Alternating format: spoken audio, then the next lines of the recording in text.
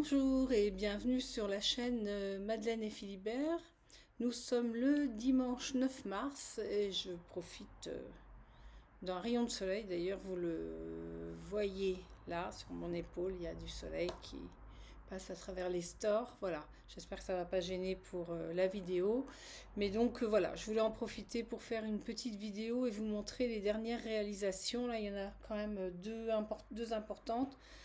Deux projets terminés qui valent vraiment le coup d'être montrés.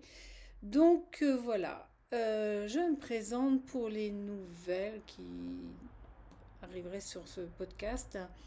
Je suis Catherine, je suis la teinturière de Madeleine et Philibert. Oh, ça y est, voilà, j'ai les petits ronds sur la figure. Regardez. Voilà. Et bien sûr, comme d'habitude, mon écran est inversé, donc quand je tourne à gauche, ça fait à droite. Enfin voilà, c'est toujours un peu compliqué, mais bon,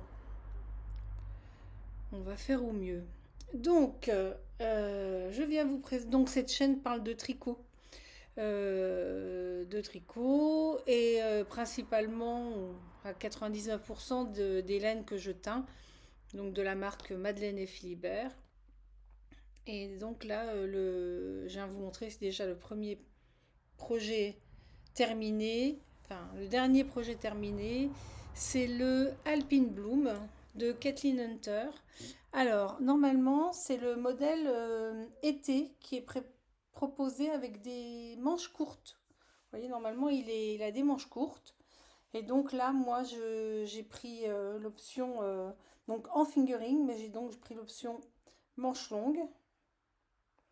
Voilà. Et puis, le corps est, puis il arrive en dessous de... Là, je n'ai pas assez de recul pour vous montrer, donc je ne peux pas me reculer plus. Mais donc il arrive voilà, suffisamment long pour moi. Et donc ce qui est le plus joli, donc c'est enfin, la beauté de ce pull, c'est ce jacquard. Pareil, moi que j'ai choisi normalement en dessous des fleurs là. En dessous des fleurs, il y a des feuilles encore. Et moi, je trouve que quand on a quand même de la poitrine, avoir encore un dessin qui descend en dessous de la poitrine, je trouve que ça donne encore plus de volume. Donc, j'ai pris l'option de ne pas faire les feuilles qui se trouvent en dessous. Et donc, les coloris que j'ai choisis, donc le vert, le fond, c'est de la 100% Mérino. C'est le coloris Drogheda. Voilà, c'est un vert, pas un vert sapin, un vert foncé. Très joli. Pas très joli. Moi, je le trouve très joli, c'est normal. Je l'ai choisi pour mon pull alors. Et donc, pour le jacquard, c'est le coloris Rio, qui est assez varié. Est-ce que j'en ai là derrière du Rio pour vous montrer ce que ça donne sur. Oui, j'en ai. Ce que ça donne sur écheveau, voilà. Ça, c'est le coloris Rio. Vous voyez, il y a du rose, du rouge. Là, il est avec des paillettes. On les voit, les paillettes. Moi, le mien n'a pas de paillettes, hein, mais bon, voilà, c'est pour vous donner une idée. Voilà, un écheveau comme ça va vous donner ce résultat-là en jacquard. Moi, j'aime beaucoup parce que ça fait très fleur. Enfin, ça fait rose, ça fait... Voilà. Donc, et donc, c'est le col avec la dentelle du Alpine Bloom. Parce que sinon, il y a une version DK pour, pour une version hiver. Mais moi, un pull en fingering, je voulais pas des manches courtes. Donc, fingering manche longue, c'était bien. Alors, celui-ci, ce n'est pas moi qui l'ai tricoté. C'est Florence, une amie de Belgique, qui a bien voulu faire Sample Knitter. Et je le remercie encore pour son travail, qui est très très réussi, très beau. Vous voyez là, voilà, l'arrière, c'est pareil. Enfin, ouais, parfait. Et donc, pourquoi je parlais de Florence? Parce que du coup, on a fait quand même pas mal de modifications sur ce pull. Donc, la longueur des manches. Donc, elle m'a demandé plusieurs fois. Par exemple, sur le modèle de Kathleen Hunter, apparemment, la profondeur d'emmanchure, cette partie-là, est beaucoup plus petite. Et donc, elle m'a dit, mais enfin, tu passeras pas le bras parce que bon, j'ai des bons bras quand même. Et puis, c'était vraiment je pense que ça aurait donné un truc comme ça. Et donc, nous, on a prolongé. Moi, j'ai plusieurs pulls de cette forme-là avec un yoke en jacquard. Et donc, j'ai pris un de mes pulls. J'ai mesuré donc la profondeur. Donc, j'ai vraiment un pull adapté à ma morphologie. Donc, on a agrandi ça. Euh, Comme le Lady Poppy, même les anges tricotent, on a fait pareil pour cacher le ventre, etc. On a fait la version 60% devant, 40% derrière. Là, je ne peux pas vous en expliquer plus parce que c'est une création de même les anges tricotent. Donc, si vous voulez voir, eh ben, il faut acheter le patron du pull Lady Poppy que j'ai aussi, moi, qui est en bleu mariné jaune avec un jacquard. J'en ai parlé il y a deux, trois dans un des épisodes précédents. Et puis, quelle autre modification on a fait? Bah, du coup, voilà, le bas du pull et le bas des manches, c'est des côtes classiques. On n'a pas voulu reproduire. Je crois que normalement, on fait la dentelle, mais ça aurait fait quelque chose de lâche. Alors que là, les manches sont bien. Ah, attendez, non, dans le sens. Sont droites et puis un petit peu resserrées au niveau du poignet. Et voilà. Donc ça, voilà. Donc le Alpine Bloom de Kathleen Hunter, bien modifié, mais vraiment, je l'aime beaucoup. Je l'avais en présentation le week-end dernier Je suis fatiguée, hein. J'ai du mal à trouver mes mots. On était au salon Entre-deux-Laines à Bordeaux, enfin à Bordeaux, à Portets, dans la région de Bordeaux, dans l'Outre-de-Mer. D'ailleurs, c'était un super salon, c'était la première édition, mais vraiment il y a eu beaucoup de succès, il a eu beaucoup de visiteurs, c'était plein même le dimanche, souvent le dimanche c'est plus calme. Et là c'était franchement impressionnant le monde qu'il y avait même le dimanche. Et donc j'avais ce pull en démonstration et il a beaucoup plu. Donc voilà, si ça vous tente, donc c'est de la Big Sock coloris Rio pour le jacquard et 100% et de la mairie 100% mérino pour le coloris Drogheda. Ensuite, l'autre projet que je vais vous montrer, celui-ci, c'est moi qui l'ai tricoté quand même. Je tricote aussi, mais quand il y a des festivals que je vous montrer quelque chose, quelquefois j'appelle les copines à la rescousse parce que voilà. Et donc là, cette ligne de soleil là, ça va être, ça va être pénible, mais bon, tant pis. Donc c'est le... Voilà, je vous le montre un peu mieux. C'est le Morten de Aurélie la poule. On connaît, hein, c'est une poule à petits pas. Et donc ce modèle-là, Morten, vous ne le trouvez pas sur Ravelry, vous ne trouvez pas la fiche Ravelry. Il n'y a pas de fiche Ravelry pour le Morten. Si vous voulez vous acheter le patron, il faut aller sur le site de Aurélie. Alors je crois que c'est une poule à petits pas ou Aurélie la poule. Enfin vous cherchez. Et donc voilà, le Morten, c'est un slip-over, je crois que ça s'appelle, ceux qui sont sans manches, là comme ça. Le rouge est plus rouge, pareil, il y a une saturation. Après, quelquefois, je trouve qu'après la vidéo est plus ressemblante que ce qu'on voit sur l'écran. Je sais pas, on dirait que ça recalcule les couleurs. Vous voyez, avec une grande bande de côte. Alors, c'est un modèle qui se tricote du bas vers le haut. Donc, avec des torsades, mais super simple à mémoriser. Sur le côté du point mousse. Voilà. Et franchement, celui-là, avec un petit chemisier blanc, je le portais samedi dernier. Pareil, il a eu du succès. Avec un petit chemisier blanc en dessous, c'est vraiment super mignon. Là, je vais pas me changer. J'ai pas le courage. Mais je vais mettre des photos sur Ravelry et sur mon profil Ravelry. Vous pourrez voir des photos et puis sur Instagram aussi.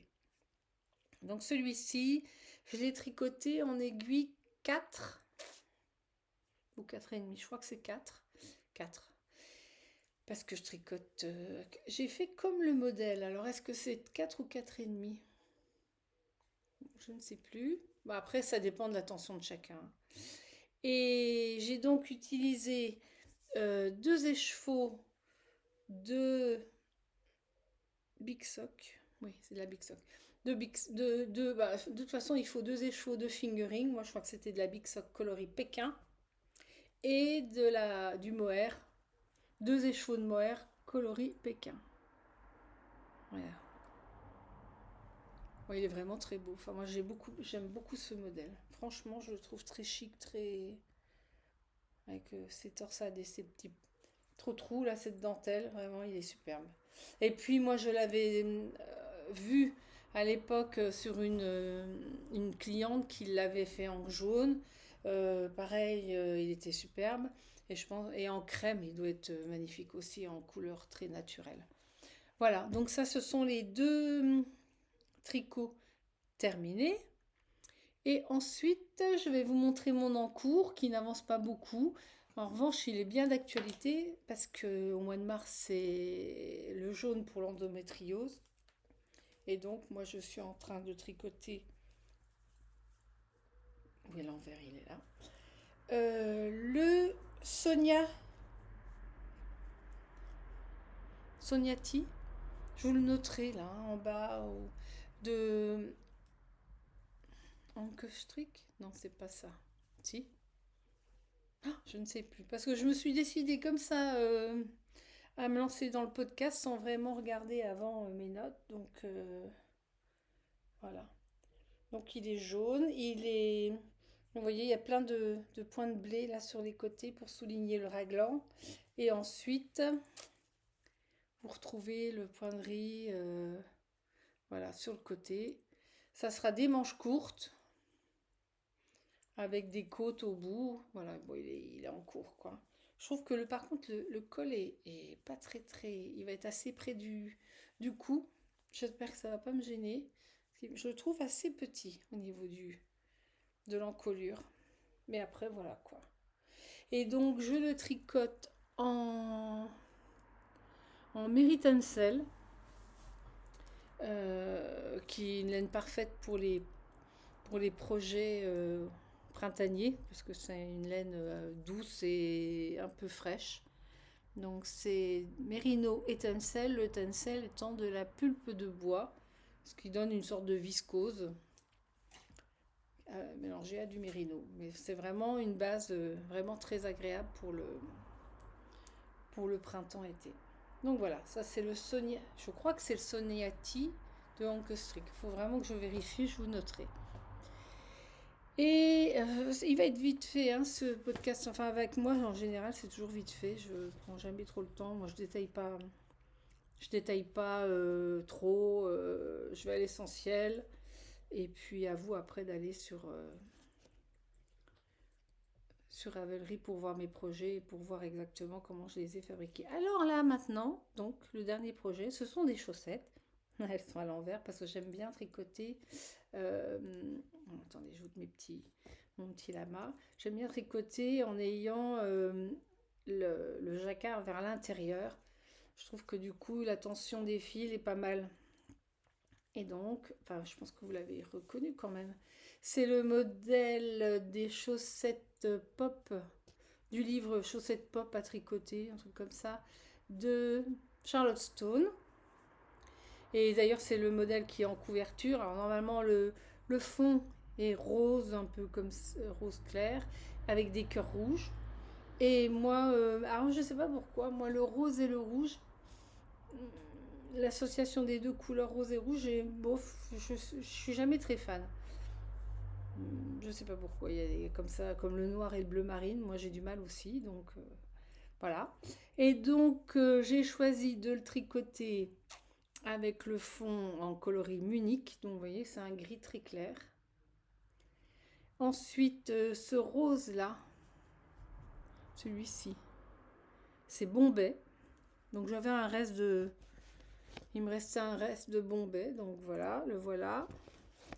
Ça c'est Munich. Et l'autre, bah, c'est le reste de mon jacquard pour ce pull là. Donc c'est Rio. Et je trouve que c'est, voilà, le voilà. Je trouve ça super mignon. Ces petits cœurs en coloris Rio. Je trouve ça sympa comme tout. Je sais pas ce que vous en pensez. J'ai fait un talon alors j'ai pas fait celui. Alors je ne comprends pas les explications de talon dans le bouquin de Charlotte Stone. Ça fait déjà 2 fois que j'essaye de comprendre sa technique là. Euh, elle donne un certain nombre de mailles. Et puis après, à la fin, elle donne un autre chiffre. Admettons, c'est 11 mailles. Et puis après, entre parenthèses, ça marque 12. Donc je ne comprends pas sa logique. Donc j'ai fait un Shadow Wrap Heel. Voilà. Moi je trouve qu'il est propre.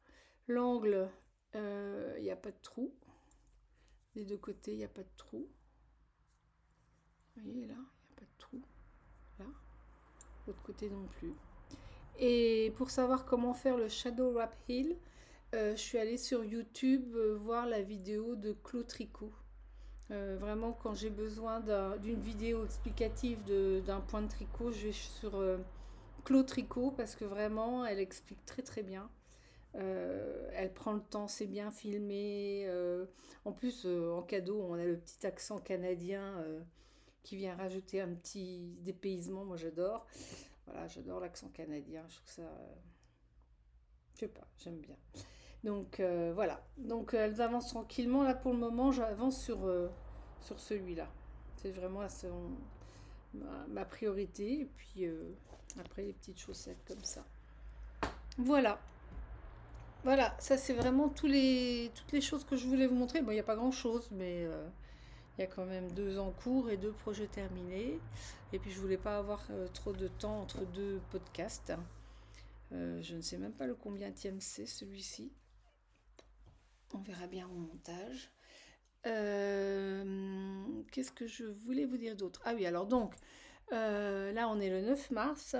Vendredi et samedi prochain, donc les 14 et 15 mars, je serai à la mercerie Camomille, à la mercerie Camomille Mercerie à Clamart, dans le 92, donc en région parisienne. L'adresse c'est 155 rue ou avenue Victor Hugo à Clamart. Donc c'est une mercerie qu'a ouverte Christine, que je connais depuis longtemps. Ça fait 1 an, je crois qu'elle a lancé enfin, que la mercerie est ouverte. Et donc je vais faire une vente éphémère vendredi 14 et samedi 15 mars. Les horaires, vous allez sur le site de Camomille Mercerie sur Instagram, vous aurez les horaires de présente. Alors le vendredi, je suis là que l'après-midi. Je crois que c'est 14h ou 14h30 jusqu'à 18 ou 19h. Et le samedi, c'est toute la journée. Enfin, de 10h à 18h, je crois. Voilà, donc ça c'est le week-end prochain. Et ensuite, vous pourrez me retrouver à Laine en Or. J'essaie d'éviter tout le temps ces petits aiguilles de lumière là. Non, de l'autre côté, là. Ça y est, il se cache le soleil. Et donc, je serai à Laine en Or les 14 et 15 avril. Enfin, mi-avril. 14 et 15, je crois que c'est ça. Ah, vraiment, j'ai rien préparé. Bon, voilà, ça c'est tout moi. Je débarque, je vais faire un podcast et je ne prépare rien avant. Bon, vous avez l'habitude, hein, je pense. Donc voilà, ça c'est les prochains rendez-vous. Et ensuite, je serai début mai. Alors, je crois que c'est 2-3 ou 3-4, mais je crois que c'est 2-3 mai. Je serai à Mirabel-Laine, c'est à Lunéville. Je pense que je ferai une vidéo d'ici là pour vous en reparler. Là, c'est pareil, je me réjouis. Enfin, tous ces salons là où je vous retrouve, comme le week-end dernier, c'était génial. En plus, le week-end dernier, comme c'était dans ma région, j'ai retrouvé plein de copines qui viennent au Café Tricot, que je connais, et puis d'autres. Mais les gens sont venus de loin. Il y avait des gens qui venaient de Marseille, du sud, enfin, Marseille et le sud de la France quand même. C'était quand même, voilà, bien. Enfin, ça a attiré du monde. Donc, eh bien, c'est tout ce que j'ai à vous raconter pour aujourd'hui. Je vous dis à bientôt, je vous embrasse et puis merci d'avoir regardé ce podcast un petit peu décousu. Désolée pour cette, ce podcast un peu à la one again, mais bon, voilà. C'est comme ça. Allez, je vous publie ça dans l'après-midi. Je vous embrasse et à bientôt. Ciao!